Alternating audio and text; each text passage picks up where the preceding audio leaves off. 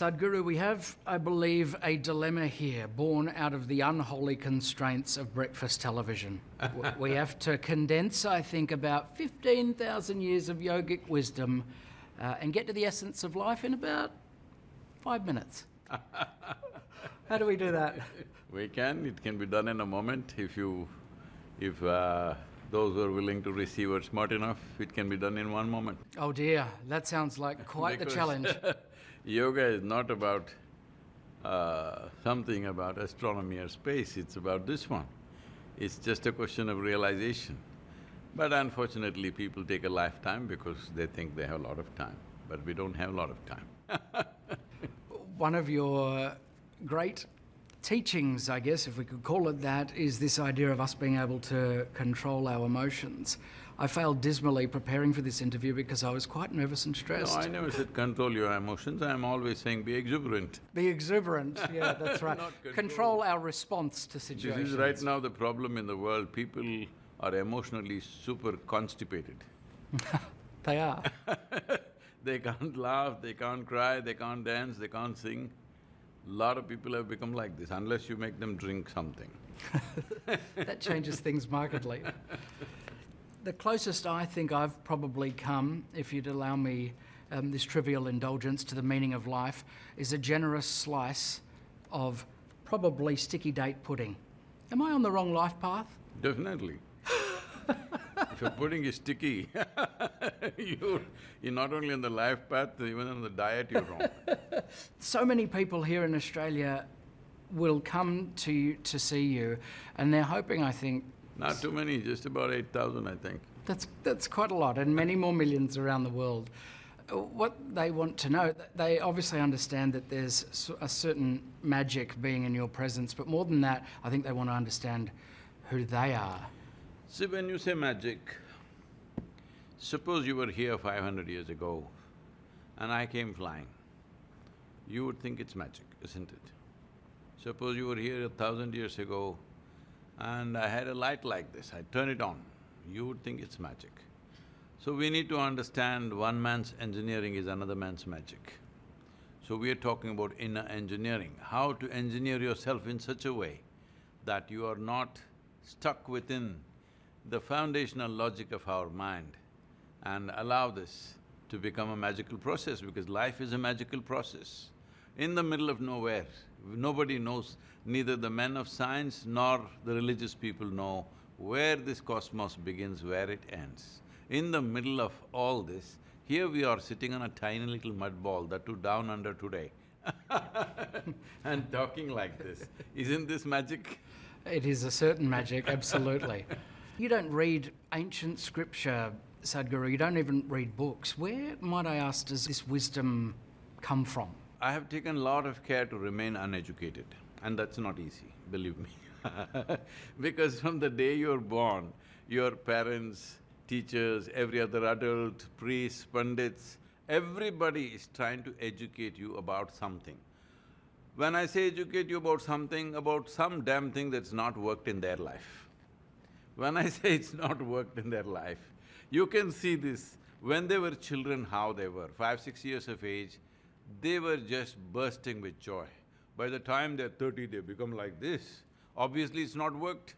So things that don't work in their life, they want to pass it on. I think at least this much commitment every human being should take. What didn't work in my life, I will not pass it on to the next generation. What worked in my life, you must pass it on. What did not work in your life, you pass it on because you think it's a great thing. This is our biggest problem.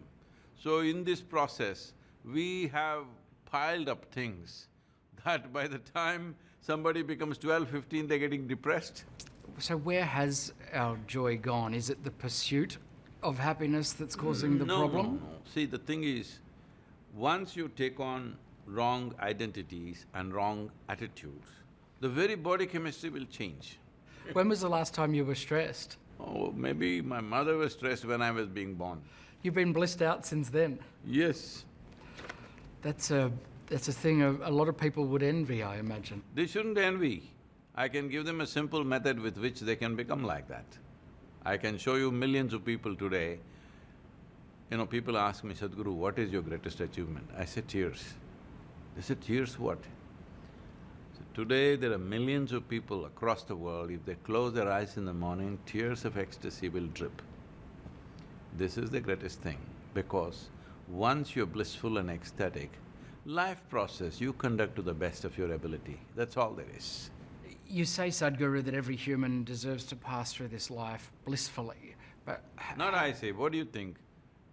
Maybe you have I some agree neighbor… with you. I maybe agree you with have you. some neighbor for whom you have other wishes, but rest of the people, you want everybody to be blissful because it's wonderful to live in a blissful world. People around you, people who work for you, your family, the people that you live with, whatever.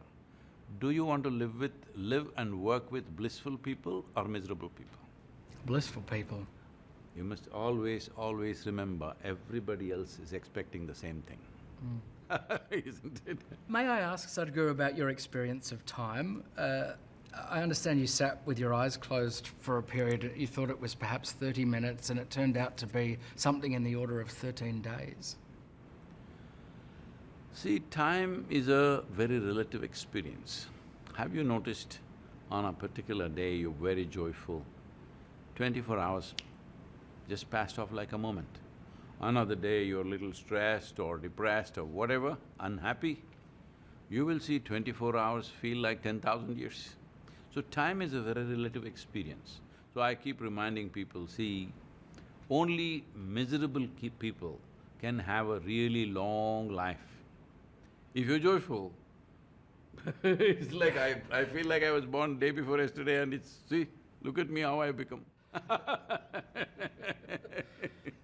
There are a lot more miserable people these days, though, it seems, doesn't it? A lot of Australians will be watching this and wanting to tap into your wisdom and thinking, how do we access that boundless joy?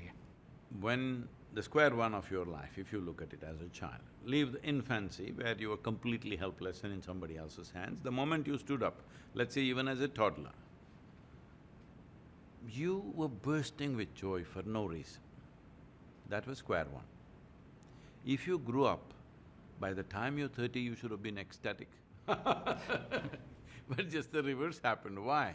This is something we need to look at, because you are constricting life with all kinds of identities, starting with the body. Is it true you are not born like this, right, Matt? You slowly gathered this body. And whatever else you have in your mind, this is a gathering of impressions over a period of time. And everything else that you have in your life is a gathering. You gathered.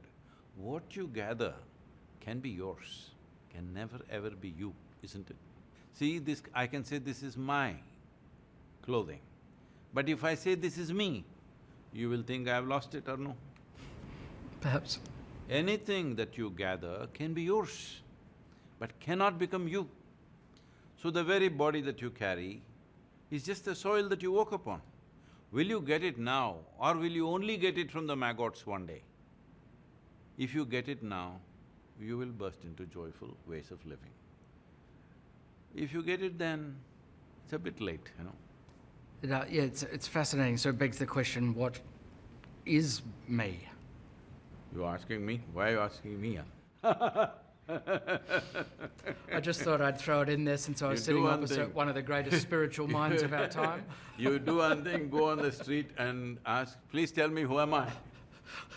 You know, they'll take you straight to that place. Don't do that. Quite urgently too.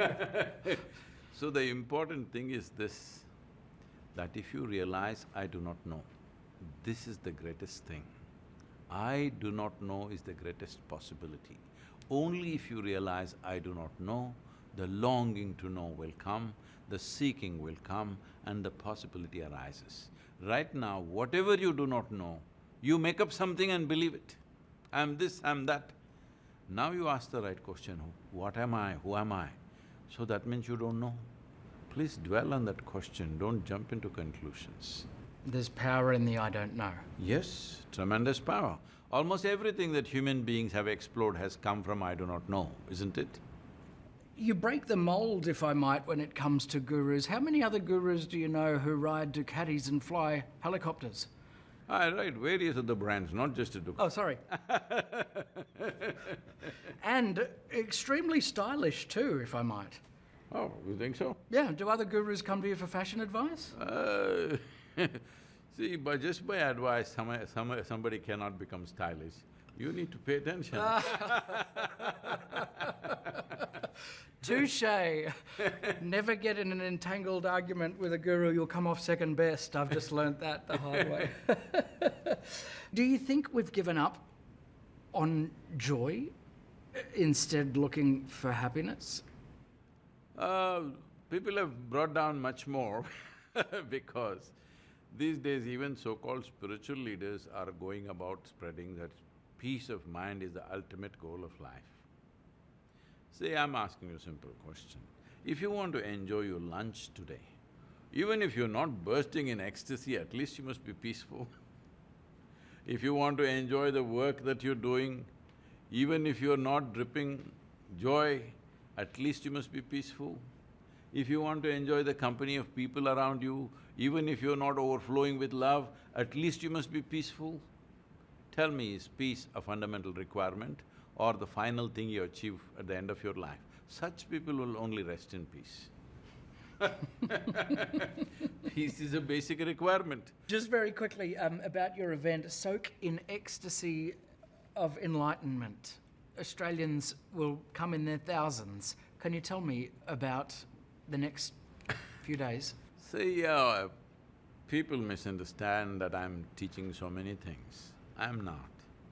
From the day this happened to me that I burst forth into an ecstatic state within myself, the only thing that I've been trying to do is rub it on people who come close to me. So, in many ways, that's the whole thing, in various forms. This is just one more effort. As time is getting over with life, time is getting late. So I'm openly addressing that word, otherwise I never used that word in public. But now openly addressing it, hoping to rub it off. Let's see. It certainly rubs off, because some people, even just to come into your presence, Sadhguru, is enough to trigger them to burst into tears. That's one thing, whichever part of the world I go, if I just get off in the airport, walk in, it doesn't matter where, not a single day passes in my life without witnessing tears of joy, love and ecstasy. I think this is the greatest blessing. I read once that you said that there is nothing that you don't enjoy doing. See, because I don't enjoy anything, let me put it this way, I'm just joyful. Whether I do this or that, I do it joyfully. If something I see is unnecessary, I won't do it. Your book, Karma, A Yogi's Guide to Crafting Your Destiny. Destiny can be crafted? Yes, very much. That's why you're a human being. A human being means you can craft your destiny. When we say destiny, the question is not about where we go. See, if it was 100, 200 years ago, coming to Australia must have been a whatever. Not anymore. Just a few hours flight, we are here, all right? So destiny is not about a geographic distance that you travel or financial distance that you travel or social distances that you travel. Destiny is about determining the nature of your experience. Whether you lived a joyful, ecstatic, fulfilling life or you live a life of strife within yourself. This is the destiny, because the quality of your life is determined by how you're experiencing it right now, not how expensive is your clothing or the car that you drive or the house that you live. How wonderful is your experience of sitting here. This is your destiny, this is the quality of your life, isn't it? I'm certainly a lot more joyful than when I first sat down, that's for sure, so it does rub off. Nice. So I'm rubbing it off on you. You were rubbing it off.